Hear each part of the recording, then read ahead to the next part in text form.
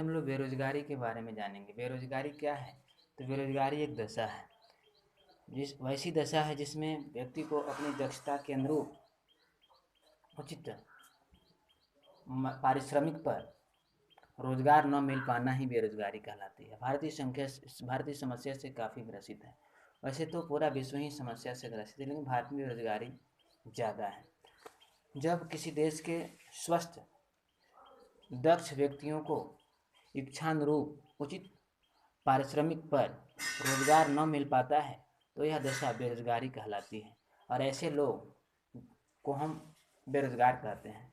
बेरोजगार का मतलब हुआ जिनके पास कोई रोजगार न हो, जिनके पास जीविकोपार्जन का कोई आधार न हो, जिससे वह अपना जीविकोपार्जन कर सके। बेरोजगारी को वृत्तिहीनता भी कहा जाता है। बेरोजगारी एक अभिशाप से कम नहीं है। सभी समस्याओं का मूल जड़ बेरोजगारी ही है। अशांति, लूटपाट तथा अपराध का मूल कारण के रूप में आप इसे देख सकते हैं। बेरोजगारी कई प्रकार की है।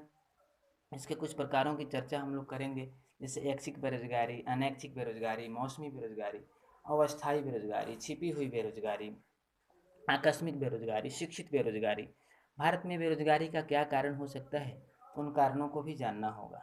भारत में बेरोजगारी के सबसे प्रमुख कारण के रूप में जनसंख्या का तीव्र गति से बढ़ना है। जिस अनुपात से जनसंख्या बढ़ रही है उस अनुपात से रोजगार का सृजन नहीं हो पा रहा है, जिससे देश के लोगों को रोजगार प्राप्त करने में काफ़ी कठिनाइयों का सामना करना पड़ रहा है। पूंजी का अभाव, भारत में पर्याप्त मात्रा में पूंजी नहीं है जिससे संपूर्ण जनसंख्या को जो रोजगार के लिए उपयुक्त है उसे रोजगार प्रदान किया जा सके। कृषि का पिछड़ेपन भारत में बेरोजगारी के तीसरे कारण के रूप में है।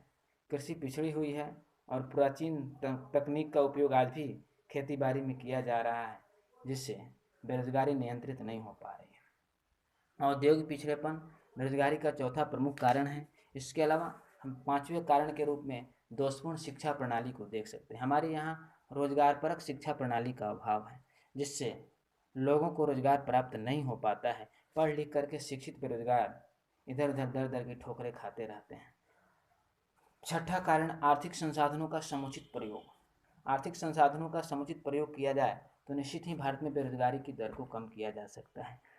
सातवां कारण के रूप में हम देख सकते हैं लघु एवं कुटीर उद्योगों को सरकार समुचित सहायता उपलब्ध नहीं कराती है। ये पिछड़े हुए हैं, इसलिए स्थानीय स्तर पर, ग्रामीण स्तर पर रोजगार का सृजन नहीं हो पा रहा है।